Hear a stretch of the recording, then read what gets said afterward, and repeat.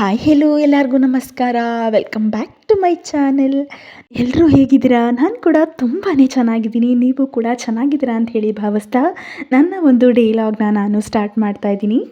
First of all ನನ್ನ ಎಲ್ಲ ವ್ಯೂವರ್ಸ್ಗೂ ಕೂಡ ಸಾರಿನ ಹೇಳೋಕ್ಕೆ ಇಷ್ಟಪಡ್ತೀನಿ. ಯಾಕಂದರೆ ನಾನು ವೀಡಿಯೋಗಳನ್ನು ತುಂಬ ಲೇಟಾಗಿ ಅಪ್ಲೋಡ್ ಮಾಡ್ತಾ ಇದ್ದೀನಿ. ನನ್ನ ಮೊಬೈಲು ತುಂಬಾ ಪ್ರಾಬ್ಲಮ್ ಆಗಿಬಿಟ್ಟಿತ್ತು. ಆ ಎಲ್ಲ ಪ್ರಾಬ್ಲಮ್ಗಳನ್ನು ಕೂಡ ಸಾಲ್ಟ್ ಔಟ್ ಮಾಡಿಕೊಂಡು ವೀಡಿಯೋಗಳನ್ನು ಅಪ್ಲೋಡ್ ಮಾಡೋದು ಡಿಲೇ ಆಗಿದೆ. ಇನ್ನೂ ಇವತ್ತು ಮಾರ್ನಿಂಗ್ ಬೇಗನೆ ಎದ್ದು ಆಚೆ ಬೀದಿ ಬಾಗಿಲನ್ನೆಲ್ಲ ತೊಳೆದು ಚಂದವಾಗಿ ರಂಗೋಲಿನ ಹಾಕಿದ್ದೀನಿ. ರಂಗೋಲಿನೆಲ್ಲ ಹಾಕಿ ತಿಂಡಿನ ಪ್ರಿಪೇರ್ ಮಾಡೋಣ ಅಂತ ಹೇಳಿ ಅಡುಗೆ ಮನೆಗೆ ಬಂದೆ.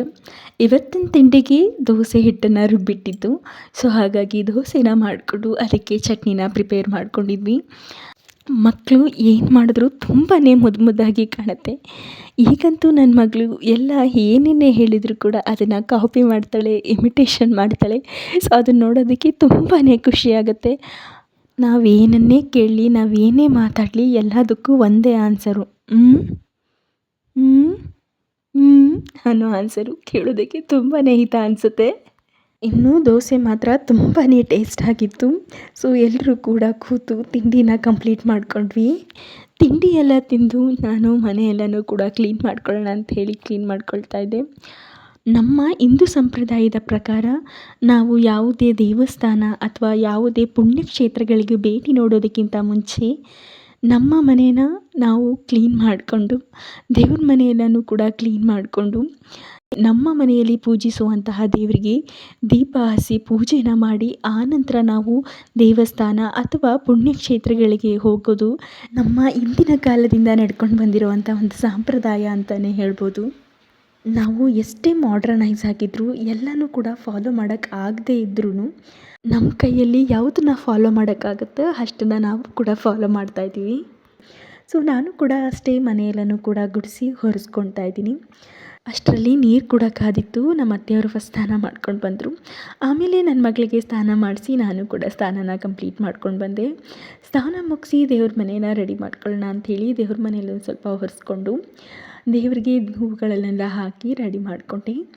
ಮನೆಯ ಮೇನ್ ಡೋರ್ ಹೊಸ್ತಿಲು ಮತ್ತು ದೇವ್ರ ಮನೆಯ ಹೊಸ್ತಿಲುಗಳಿಗೆ ಅರಿಶಿನ ಹಾಕಿ ಅರಿಶಿನ ಕುಂಕುಮ ಮತ್ತು ಹೂಗಳನ್ನು ಹಾಕಿ ರೆಡಿ ಮಾಡಿಕೊಂಡೆ. ಮೇನ್ ಡೋರ್ ಹೊಸ್ತಿಲು ಮತ್ತು ದೇವ್ರ ಮನೆಯ ಹೊಸ್ತಿಲುಗಳಿಗೆ ಅರಿಶಿನ ಹಾಕೋದ್ರಿಂದ ಯಾವುದೇ ಕೆಟ್ಟ ನೆಗೆಟಿವ್ ಎನರ್ಜಿಗಳು ಕೂಡ ಮನೆಯನ್ನು ಪ್ರವೇಶಿಸೋದಿಲ್ಲ ಅಂತ ಹೇಳ್ತಾರೆ. ದೇವ್ರಿಗೆಲ್ಲನೂ ಕೂಡ ರೆಡಿ ಮಾಡಿಕೊಂಡು ದೀಪನ ಹಚ್ಚಿ ಪೂಜೆನ ಕಂಪ್ಲೀಟ್ ಮಾಡಿಕೊಂಡೆ. ವಾರದ ದಿವಸ ಮತ್ತು ನಾವು ಎಲ್ಲಾದರೂ ಯಾವುದಾದ್ರೂ ದೇವಸ್ಥಾನಗಳಿಗೆ ಹೋಗೋದಕ್ಕಿಂತ ಮುಂಚೆ ಮನೇಲಿ ಎಲ್ಲನೂ ಕ್ಲೀನ್ ಮಾಡಿಕೊಂಡು ದೇವ್ರಿಗೆ ದೀಪನ ಹಚ್ಚಿ ಪೂಜೆ ಮಾಡೋದ್ರಿಂದ ಮನಸ್ಸಿಗೆ ಏನೋ ಒಂಥರ ನೆಮ್ಮದಿ.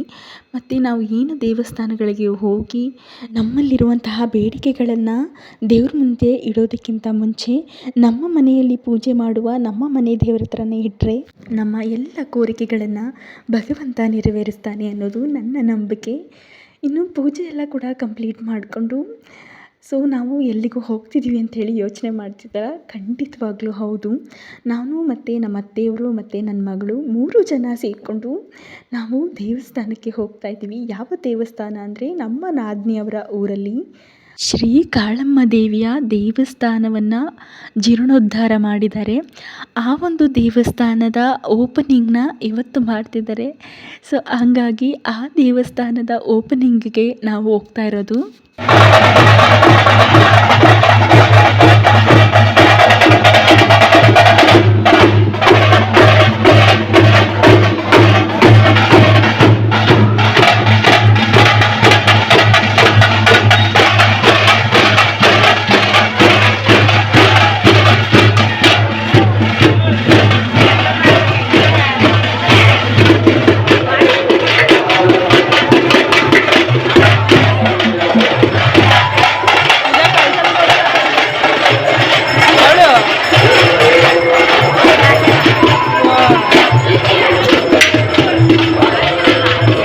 ನೋಡಿದ್ರಲ್ಲ ಎಷ್ಟು ಚೆನ್ನಾಗಿ ಮೆರವಣಿಗೆ ಆಗಿರ್ಬೋದು ಮತ್ತು ತುಂಬ ಜನ ಹೆಣ್ಮಕ್ಳು ಕಳಸನ ಹೊತ್ಕೊಂಡು ಒಂದು ಮೆರವಣಿಗೆಯಲ್ಲಿ ಹೋಗ್ತಾ ಇರೋವಂಥದ್ದು ನೋಡೋದಕ್ಕೆ ತುಂಬಾ ಅದ್ಭುತವಾಗಿತ್ತು. ನಾವು ಕೂಡ ನಿಂತ್ಕೊಂಡು ಅಲ್ಲಿ ಒಂದು ಸ್ವಲ್ಪ ಹೊತ್ತು ನೋಡಿ ಅದನ್ನೆಲ್ಲ ಆಮೇಲೆ ದೇವಸ್ಥಾನಕ್ಕೆ ಅಂತ ಬಂದ್ವಿ.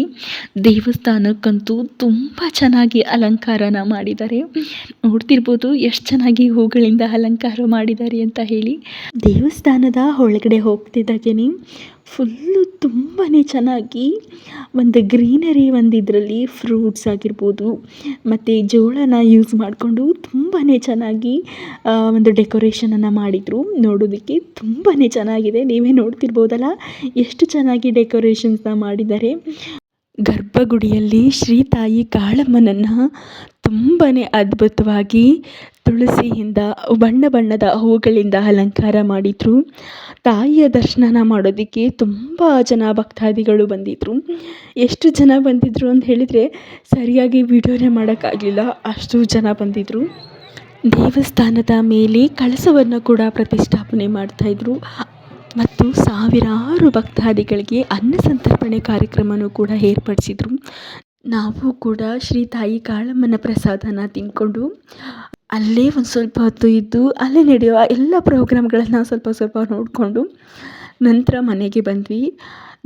ಒಂದು ದೇವಸ್ಥಾನದ ಉದ್ಘಾಟನಾ ಸಮಾರಂಭ ಮಾತ್ರ ತುಂಬಾ ಅದ್ಭುತವಾಗಿ ಆಯಿತು. ಆ ಒಂದು ರಶಲ್ಲಿ ಸರಿಯಾಗಿ ವಿಡಿಯೋನ ಮಾಡಲಿಕ್ಕೆ ಆಗಲಿಲ್ಲ. ನಾನು ಎಷ್ಟು ಒಂದು ವಿಡಿಯೋವನ್ನು ಮಾಡಿದೆ ಆ ಒಂದು ಎಲ್ಲ ವಿಡಿಯೋನೂ ಕೂಡ ನಿಮ್ಮ ಹತ್ರ ಶೇರ್ ಮಾಡ್ಕೊಂಡಿದ್ದೀನಿ. ಇನ್ನು 1 or 2 ಡೇಸಲ್ಲಿ ಇನ್ ಡೀಟೇಲ್ ವಿಡಿಯೋವನ್ನು ನನ್ನ ಯೂಟ್ಯೂಬ್ ಚಾನಲಲ್ಲಿ ಅಪ್ಲೋಡ್ ಮಾಡ್ತೀನಿ. ಸೊ ಅದನ್ನು ಕೂಡ ನೋಡಿ. ಇನ್ನು ಇವತ್ತು ಸಂಜೆ ನಮ್ಮ ಮನೆಗೆ ಯಾವಾಗಲೂ ಬರುವ ಲಿತಿಕ್ಷಾ ಪುಟ್ಟಿಯ ಬರ್ತ್ಡೇ. ಒಂಥರ ನನ್ನ ಮಗಳ ಸೀನಿಯರ್ ಫ್ರೆಂಡ್ ಅಂತಲೇ ಹೇಳ್ಬೋದು. ಸೊ ಅವಳ ಬರ್ತ್ಡೇ ಸೆಲೆಬ್ರೇಷನ್ ಕೂಡ ತುಂಬಾ ಚೆನ್ನಾಗಿ ಆಯಿತು. ಭಗವಂತ ಅವಳು ಕಂಡ ಎಲ್ಲ ಕನಸುಗಳನ್ನು ಕೂಡ ನನಸು ಮಾಡಲಿ ಅಂತ ಕೇಳಿಕೊಂಡು ಇವತ್ತಿನ ವ್ಲಾಗ್ನ ಇಲ್ಲಿಗೆ ಎಂಡ್ ಮಾಡ್ತಿದ್ದೀನಿ. ಮತ್ತೊಂದು ವ್ಲಾಗಲ್ಲಿ ಸಿಗ್ತೀನಿ. ಅಲ್ಲಿವರೆಗೂ take care, bye, love you all.